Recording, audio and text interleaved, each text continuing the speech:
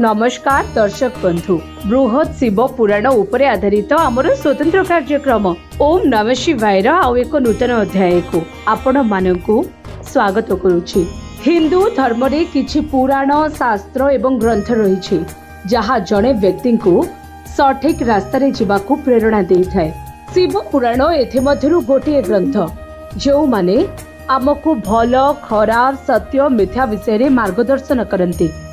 यह मध्य कहा जायछि जेतेबेले भगवान शिव अत्यधिक क्रोधित हुअन्ति सेतेबेले से दंड देइथांती।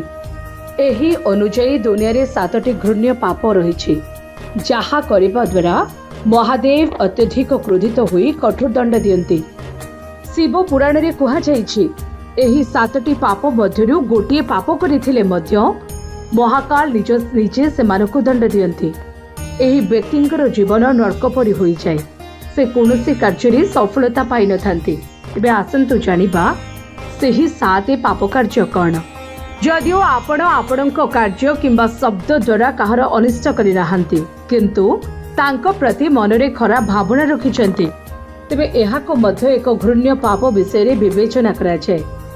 तांको विषय रे खराब चिंता कले मध्य आपण पापर अंशीदार होइथांती। सेथिपाई यह गुरुत्वपूर्ण जे आपण भूलले मध्य कहा विषय रे खराब भावंतु नाही। एपरि करिबा द्वारा आपणक जीवन दुखमय होई जाइथाय। सेहिबळे अर्थ संबंधी प्रतारणा हेउछि शिव पुराण रे उल्लेख करा जाइथिबा द्वितीय पाप। टंका सहित जड़ित व्यक्ति को प्रतारणा करिबा एवं बड़ पाप बोली विवेचना करा जाय। अनेक लोक निज लोभ द्वारा संपर्कियों को प्रतारणा करंती।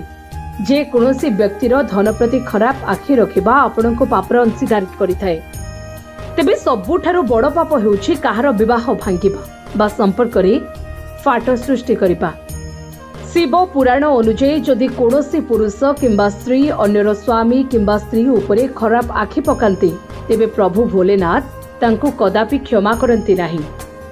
जो महिला किंबा पुरुष निज जीवन साथी सहित विश्वासघातकता करंती सेपरी महिला किंबा पुरुष पापर अंशीदारी हुअन्ति। महाकाल निजे से पुरुष एवं महिला को दंड दियन्ति। सेही भली जणे गर्भवती महिला सहित खराब व्यवहार करिबा मध्य सबुठारु बड़ पाप बोली विवेचना करा जाय। जो व्यक्ति गर्भवती महिला किंबा ऋतुस्राव समय रे जणे महिला सहित दुर्व्यवहार करे से नरकरे मध्य स्थान पाई न थाए। एपरी महिला भावना को आघात करिबा पाप बोली धरा जाय। तेबे केवल एतिकी नुहे, जो व्यक्ति मिथ्या कथा को प्रसारित करिथांती तांको मध्य महादेव सांघातिक दंड देइथांती। तेबे निज इच्छारे धर्म विरुद्ध रे कार्य करुथिबा व्यक्ति को पापर सहभागी मध्य कुआ जाय। एभली व्यक्ति को मध्य महादेव निजे दंड देइथांती।